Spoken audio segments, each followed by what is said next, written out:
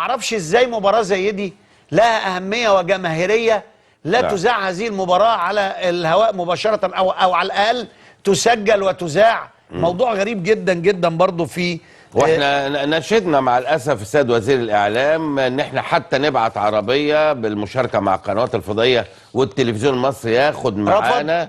رفض.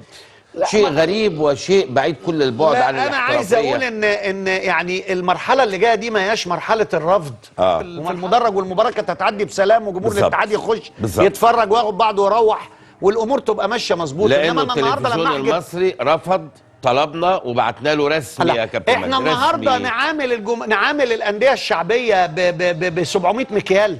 يعني النادي الشعبي ده لما بنقعد نقول الانديه الشعبيه الانديه الشعبيه الانديه الشعبيه، ماتش زي ده ماتش شعبي بناديين من اعرق الانديه اللي موجوده في مصر، المصري البورسعيدي والاتحاد السكندري. لا ومش لاقي مبرر للرفض. ازاي ما يتذاعش يعني ماتش زي ده؟